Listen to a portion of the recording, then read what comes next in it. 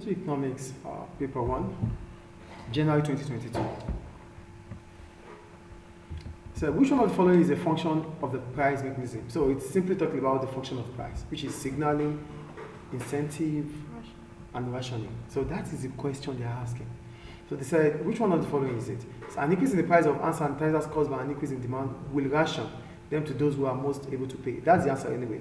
A decrease in price of carrot caused by excess supply provides farmers with incentive to increase supply. So a decrease in price would bring about an excess demand, not excess supply. So it is not B. A decrease in price of tinned meat is a signal to producers that demand for it is increasing. If the price is decreasing, it is not a signal to producers, it's a signal to consumers that demand is increasing. Do you get it from there? And an increase in the price of petrol is a signal to the government to impose a maximum price. Maximum price is set above the equilibrium price. And if that happens, it will lead about to excess supply, not demand. Do you get the point there? So the answer is A. Question 2. The clothing manufacturer originally organized production so that each worker made a garment from start to finish. However, in 2020, the manufacturer introduced the division of labor to garment production. Now, when we talk about division of labor, is the breaking down of production process into different stages, and each stage is being performed by different people. One of the advantages of division of labor is that it increases output. How does it increase output? It increases output because each individual will be doing what he or she knows how to do best. And when you are given what you know how to do best, you won't waste time, you will increase productivity. So, which one is that? An increase in boredom is a disadvantage to division of labor, and this is caused by repetition, continuous doing the same thing. An increase in the cost of making each garment. Productivity is expected to increase, therefore it will rather reduce cost. An increase in output per worker, yes, because division of labor will lead to increasing productivity. So the answer is C. An increase in the time required for training. There's division of labor which allows you, we call it, there's what we call learning through the job. It's you have the experience through doing the job. Can you give me an example why? Because they do different tasks, so they learn. Yeah, because you continue to do the same thing, you know it better. That's why they said division of labor leads to specialization. So the answer is C. Question 3. The table shows the estimated income elasticity of demand for 4 items.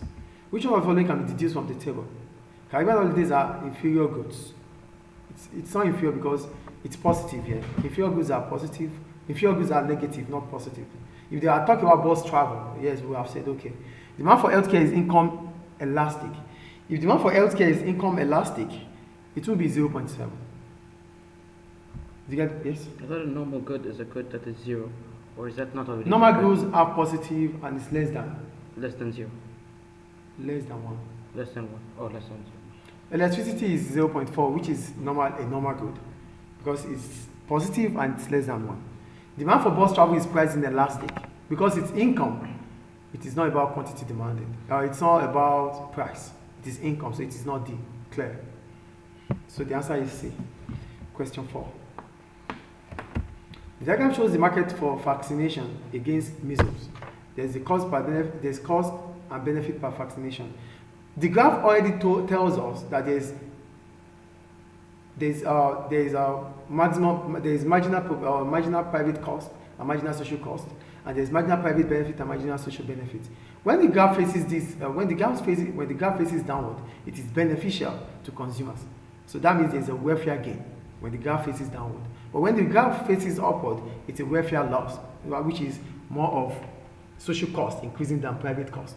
Here, it could be maybe the marginal private cost equals to the marginal social cost, or the marginal social cost, or the marginal private benefit is less than the marginal social benefit. That is what it means here. Do you get it? That's why we have the marginal social benefit ahead of the marginal private benefit behind it. Is it clear? So there's a welfare gain here, and the welfare gain is between a fall in price from P1 to P2 and an increase in the quantity demanded from Q1 to Q2. So our welfare gain is between A, B, C. Is it clear? Is it clear, please? Yeah. So the answer is D. Question 5. The EU has a tradable permit scheme for carbon emission. The price of carbon permit was below 5 in 2013 and has increased to 25 in 2019. Which one of the following is most likely to reason for the increase in the price of carbon permits?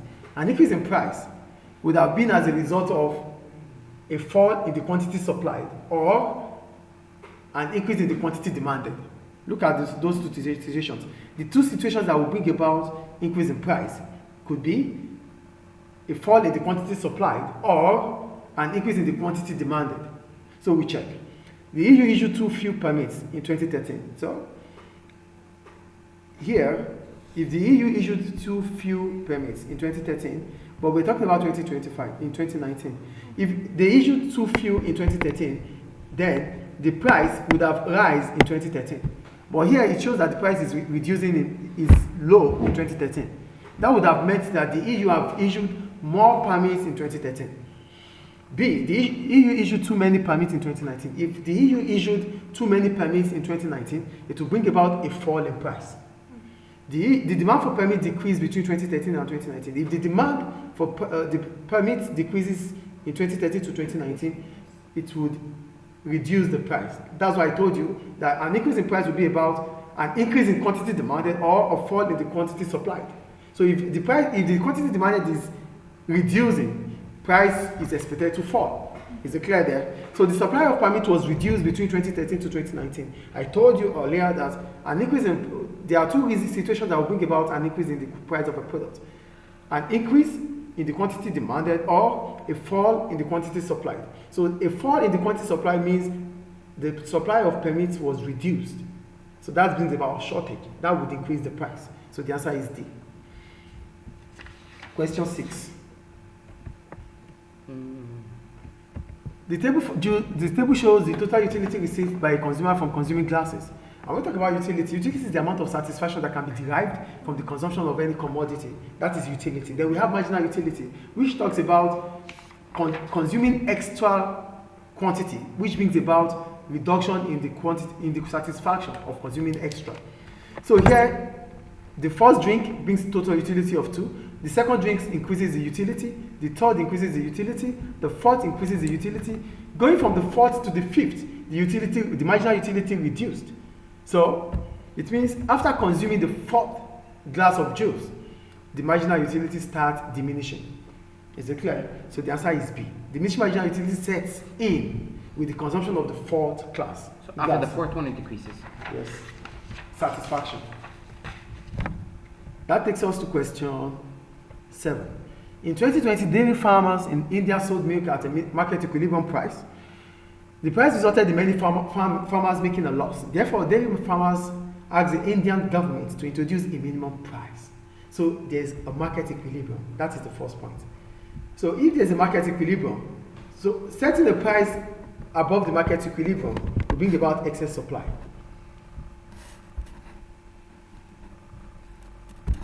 So the point is this. There's a loss, which brings about a market setting a price, wanting the government to set a price or to introduce a minimum price. When government introduces a minimum price will be set above equilibrium price. Setting the minimum price above equilibrium price will mean that prices increases. As a result of that, supply would increase. There will be excess supply. Based on the law of supply, the higher the price, the higher the quantity supplied. So as soon as the price is set above the equilibrium price, it will lead to excess supply. That is the point there. But now, what does that mean? It means the ceiling price. If government sets a maximum price, it is below the equilibrium price. That is the floor price. So there is a floor price and there is a ceiling price. So here we have the equilibrium price. An increase a price set above the equilibrium price is the minimum price. This is the minimum price. That's why I wrote PM here, the minimum price. So if the price is set above the equilibrium price, based on the law of supply, supply would increase from here up here. That is why we have our quantity supply here. As a result of that, the quantity demanded would reduce because price is set above what consumers would be willing to pay. So here, demand would fall, shifting to the left here, and supply would increase. But the consequence about this is that if government has set this price above, the excess supply will be sold in the black market. That is about minimum price. Any question about minimum price? Any question, please? So that takes us to question 8. In 2020, the German study of Munich had the highest risk of housing market bubble in the world. Between 2010 and 2020, the average price of a house more than doubled. With reference to Munich's housing markets, explain what is meant by market bubble. Here I wrote, bubble occurs as a result of speculation. And what is speculation? Speculation occurs when economic agents make a decision about buying or selling to enable them to make profits based on the fact that prices might increase or decrease in the future. That is what speculation is about. So this might bring about bubble because speculation will lead to market bubble. The prices of houses. So for market bubbles, two things would have happened. Prices would have increased, demand would have increased to some extent. So because price has increased, that makes a lot of people who are not even house experts started buying houses. Do you get the point here? So I wrote, bubble is created because price becomes unsustainable. Here, the Munich market bubble may occur as buyers may not be able to buy due to lack of borrowing as a result of housing prices. So, if price increases for houses, there's always that situation of mortgage, which means we can borrow to buy a house. Then we pay little by little. But for the fact that the price has more than doubled, the amount of money available to borrow might not be as much as it used to be. So, yes. How do you know? It's just a common sense because mortgage deals with housing.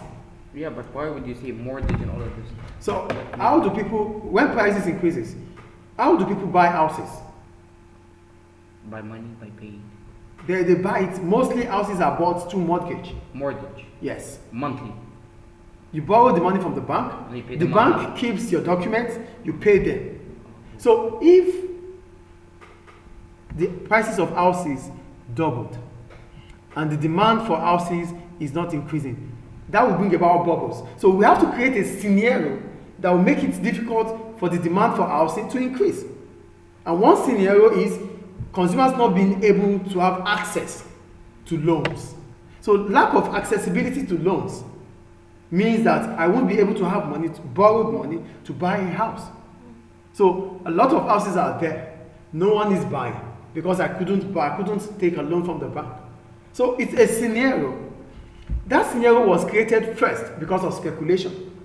If the demand for houses increases, based on the fact that prices of houses are increasing, it's a speculation. So when there's a speculation, you create a scenario to help the speculation. A scenario that we can create here is not being able to buy a house. Because I'm unable to buy, you are unable to buy, everybody is unable to buy. Means that a lot of houses are available. Now, the market for houses is flooded. As a result of that, supply is more than demand. Prices would fall. The bubble burst. And this is an example of market failure. Question 9. In the USA, the price elasticity of demand for residential natural gas is negative 0.1. Explain one reason why the price elasticity of demand for residential natural gas is only minus 0.1. In price elasticity of demand, we don't need to talk about negative or positive.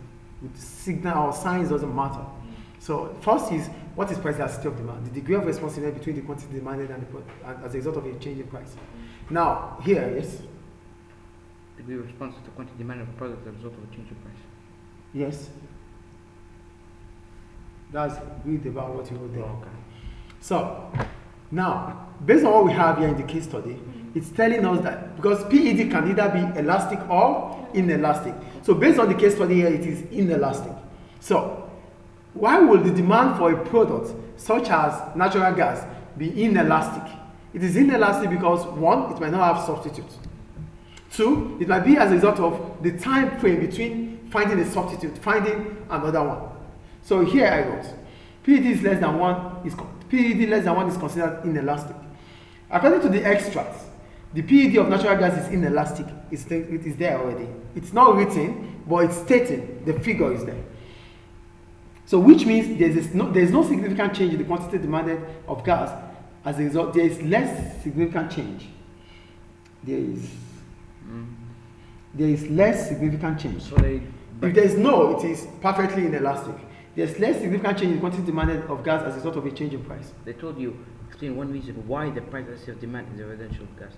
Like, how would you change to inelastic? 0.1 is inelastic, it is less than 1. But why did they say one reason of price elasticity of demand? They say, why is this inelastic? Why is this inelastic? You better read the question and be able to understand what the question is saying. I was going to say, like, elastic is 0 and 1. Elastic is between 0, the PES is between 0 and 1. No, higher than 1. Higher than 1. So I was going to say, why is it here elastic? It is inelastic. I wrote it here. I said PED less than 1. I wrote it here. PED less than 1 is considered inelastic. There is PED, there is interpretation of the PED, which we did in the class. Yeah. So now you have the figures, you interpret the figure. Oh, okay. When they interpret the figure, when they interpret the figure, you find the figure. That's the difference between it. Okay. When the examiners interpret the figure, you find the figure. When the examiner gives you the figure, you interpret the figure. So, there is less significant change in the quantity demanded of gas as a result of a change in price. One of the reasons may be as a result of lack of substitutes. Gas may not have a substitute in the USA. So, a change in price will not reduce the quantity demanded. Is it clear? That's question 9. Mr. You said here I have to reciprocal. Yeah. Question 10. You can give it yourself. You can mark it for yourself anyway. If you think you got it. I have a question. How to reciprocal? Forgot. Division will change to multiplication. We go to question 10. The table shows the average world price of sugar and world sugar consumption in 2019 and 2020. We have the average sugar price for 2019 and 2020, and we have the quantity sugar consumed in 2019 and 2020. They said calculate ceteris paribus, all things being equal, calculate PED for sugar. So PED, here you don't need to divide. You just write the formula for PED, which is percentage change in quantity demanded over percentage change in price. That's the first step. Now our P1 is 11.28, our P2 is 15.06, our Q1 is 172620, and our Q2 is 171600. So from here, we do the calculations. At the end of it all, we have minus 11,505.6 divided by 652,503.6. So when you divide it, you have minus 0.0176. So that's your PED. So, Mr., when you take it, you divide them both, yeah? Yes. We go to question 11. The cost elasticity of demand for meat and with respect to fish is estimated to be 0.13. So it's 0.13 in Bangladesh. Estimate the likely impact of a 10% increase in the price. So the first thing you can do here is 10% multiplied by 0.13. That gives you 1.3. That gives you 1.3, yes? 10 times I get what? 10 times 100? No. 10 times 0.13. 0.13. What it gives multiplied by 10%, 10 over 100. 1.3. Yeah. So the cost elasticity of demand, first you define it, which is the degree of responsiveness in the quantity demanded of a product X as a result of a change in product Y. That is XED. So XED is percentage change in quantity demanded of product X divided by percentage change in the price of product Y. In this case, fish and meat are substitutes, and the XED between them is positive, because 10% multiplied by 0.13 will give you a positive. 1.3. Is it clear? Any question about that?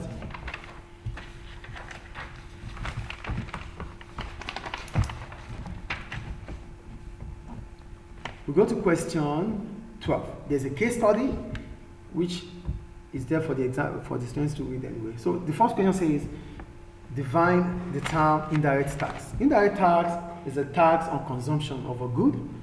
For example, a value added tax, which is an indirect tax, VAT. Is it clear, please?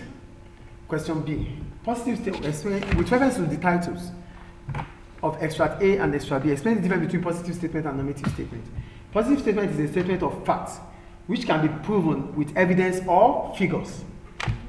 Then we have normative statement, which is a statement based on valued judgments.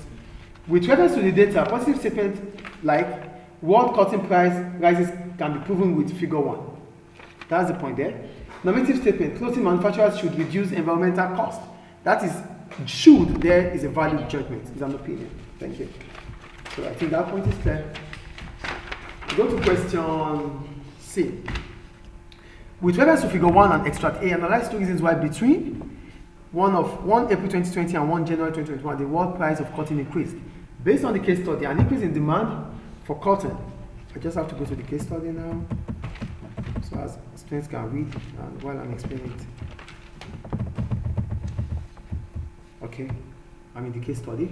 So, based on this case study, an increase in demand for cotton is as a result of increasing demand for surgical gowns, based on the case study, for healthcare, surgical gowns for healthcare. For healthcare, this increases price from 0.54 to 0.8. This increase, okay, this brings about a rightward shift in the demand curve. So, an increase in demand has been brought about an increase in price. That is for demand. The second situation is for supply.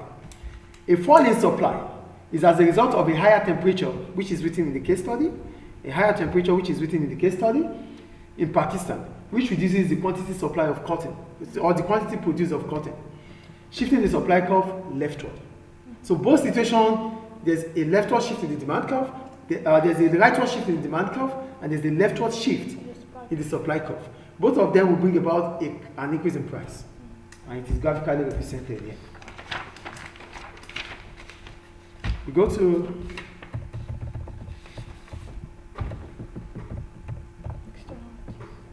question D. With reference to extract B, examine two external costs associated with production of clothing.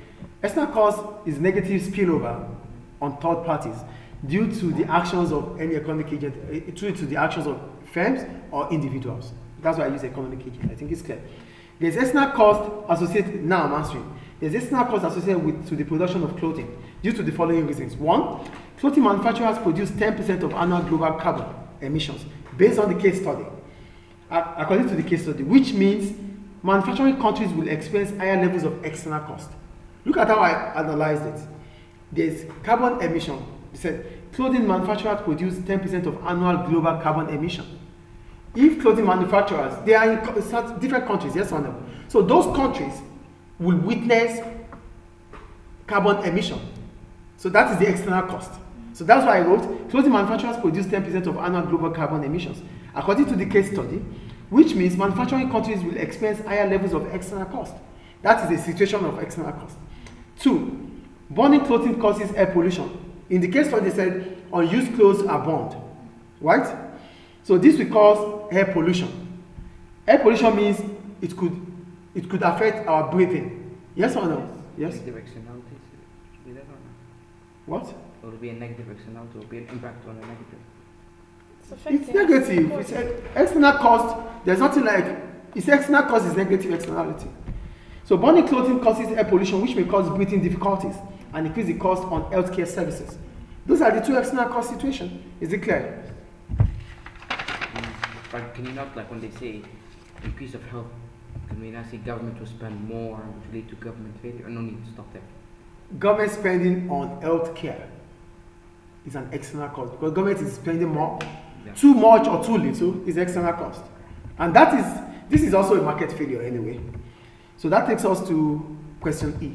With reference to extract C, discuss the impact of removal of the subsidy to Indian clothing manufacturers or consumers and manufacturers. So we go to extract C.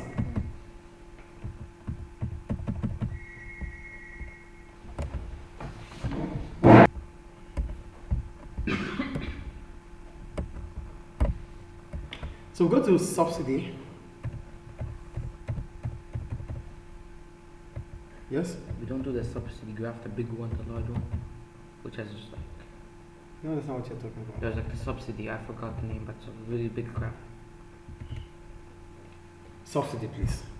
So with regards to extract C, discuss the impact of removal of the subsidy to Indian clothing manufacturers or consumers and manufacturers. Producers, anyway. So yeah, what is subsidy? Subsidy is a financial help from government to increase production or consumption. That's what subsidy is. So the removal of subsidy in the clothing manufacturers will increase the cost of production. And if the cost of production increases, it will bring about, will increase the cost of production for clothing manufacturers. And the high cost may be passed on to consumers as a higher price. Please. So, this is graphically represented as this. So, with removal of subsidy, the quantity supply in the market would reduce from QE to Q1. As a result of that, the supply curve, after subsidy, this is our supply for subsidies, would shift leftward from S subsidy to S1. This will bring about an increase in price, and there will be contraction in the demand curve because price would have increased. Do you get the point here? That is about that. Now, another additional information: consumers will be paying a higher price. Yes or no? Because subsidy has been removed. With subsidy, consumption increases because consumers will be paying less. Now, with the removal of subsidy, consumers will be paying more. As a result of that, demand will fall. So consumers will be paying a higher price, as producers may not have the motive to increase the quantity supplied. That is why there's a leftward shift. In conclusion, removal of subsidy reduces government spending. Yes or no? So government increases subsidy, increases government spending. Removal of subsidy reduces government spending. Producer surplus and consumer surplus would fall. Do you get the point here? Okay, good. Because a rise in supply and demand will decrease, that's why. If supply is reducing, consumer surplus would reduce, producer surplus would reduce. Also, the exportation of clothing manufactured from India would reduce because supply has reduced. The quantity supply of clothes or the quantity produced of clothes would reduce. That means export would reduce. If export is reducing, the balance of payments of India would fall. I didn't write that here anyway, but just put it in your mind that with a fall in exportation, the balance of payment also reduces. Though we're not talking about balance of payment here because it's in the second unit. Is it a bad thing? Yes, exportation is reducing. You're not internationally competitive anymore. There's a reduction in exportation here based on the fact that the price of export would have increased. This makes Indian manufacturers or Indian exporters in manufacturing clothes would not be internationally competitive. So for me, that will bring about the possibility of unemployment because demand would have reduced. Manufacturers of clothes would not be making as they used to make. They will be incurring more cost. They might have to lay off workers as a result of that. That means unemployment might increase in India. Now, you wrote about USA and Turkey. You didn't talk about the consequence of that. The US and Turkey were complaining, yes or no? So, for their complaint, the Indian government reduces subsidy. You know why? Because this might lead to dumping. There's what we call dumping, where the price of importation is lesser than the price of domestic products. So if you are buying imported and their prices are lesser than the goods that are produced here, it's called, can you just stop that please? It's called dumping. Yeah. And one of the reasons why dumping occurs is because the government of the exporting country subsidized for the domestic producers in their country. Please put this in your mind. So this may also allow both the USA and Turkish clothing manufacturers to be able to increase their own exports. Do you understand? Turkey and USA are complaining that the price of Indian clothing exports is less. But now government is taking away subsidy. That might bring about an increase in the quantity supply of clothes. Because the supply of clothes is reducing in India. The quantity supply of clothes in USA and Turkey might increase. As a result, that ends the question 12. Go to question 13. Section C. Question 13 we did. So for question 13, it's just about your knowledge here. So they said, in 2007, Ireland's government spending as a percentage of GDP was 35.9%, and 2019 it had fallen to 25.1%. What GDP again? GDP, gross domestic product. What does it refer to? It means the total output. The measurement of a country's output is in your Unit 2. Just put that in your mind. That's the first note, the first lesson in Unit 2. So here they said, evaluate the possible benefit of an economy moving closer to being a free market economy. When you look at India or when you look at Ireland here, it means there's government spending, which means government intervention. And this could be called a mixed economy. Because there's government spending and the price mechanism. Because if there's 25.1% now, it means 74.9% from the private sector. Do you get the point here? So I wrote, a free market economy allows the allocation of resources to be done by the price mechanism with little or no government intervention. But in this case, there's little government intervention, which is 25.1. Then we have to talk about mixed economy because Ireland is a mixed economy. But the point is that it is more of it's now more of a market economy than, it's more of a market economy than a planned economy. So it's a mixed economy. Do you get the point there? So mixed economy combines both free markets and the planned economy, which means a mixed economy combines both the private sector and the public sector. But here we have more of the private sector, less of the public sector. Ireland can be considered as a mixed economy as government spending is around 35.9 of GDP but reduced to 25.1 in 2019. With this situation, it means that the economy is moving into the free market system. Do you get the point here? It's moving from the mixed system going closer to the free market. And that's what the case study is saying. So into the free market system, as more resources will be allocated by the price mechanism, 74.9. Around 74.9%. Why is it 74.9? 100% is 100% minus 25.1. Oh, okay. It's just a common sense thing there. So the following are the benefits of the free market. One, there's efficiency as resources will be allocated in a way profit will be maximized. The free market is always profit maximizing level. Yeah. So, and to maximize profit mostly, you don't have to increase price. Rather, you find a way to reduce cost, which is efficiency. That's the first advantage. There will be increasing competition between firms. This may increase consumer choices. Because it's more of a free market, a lot of producers will come in. There are more choices for consumers to make. That's another advantage, yes or no? But this advantage is for consumers. The first advantage is for producers. There is incentive to work harder as workers may be able to earn more, which may lead to increasing productivity. In the free market, there is always the tendency to get more. They pay you more. They pay you more. So the more you can work, the more you get. So there's incentive for you to work more, to earn more.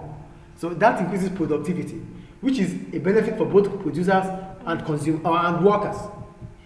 The fourth one, the possibility of government failure such as unintended consequences, bureaucracy, lack of information may reduce. So because government intervention is less, it means government failure is likely to reduce. Unintended consequences might reduce. Lack of government failure or lack of information might reduce. Red tape might reduce. Legal barrier, bureaucracy, legal barriers. Yes, thank you. However, moving more into a free market may have negative consequences, such as the following. Number one, the free market may exploit consumers, as less government intervention allows them to produce for those who can afford it. That's what the free market will do. Two, there might be duplication of products, as the free market may produce the same products, leading to waste of resources, which may not occur in the plant system. If it's in the plant system, government would unique resources, will determine resource allocation. So government will not duplicate. That's why you have the General Electric Company of Libya, which is just one. If it's more of a free system, if more of a free market system, we might have electric companies like 4 or 5 doing what? Right. Producing for few people. That is duplication of resources. It is duplication of resources because these resources might be used for something else. Do you get the point here? And the last one, there may be market failure. Because it's more of a free market, there's possibility for a market failure. In which way is there going to be market failure?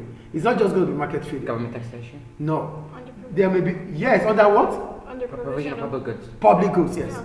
There may be market failure as the free market may not produce or underproduce the public goods. That is Economics, January 2022. Thank you.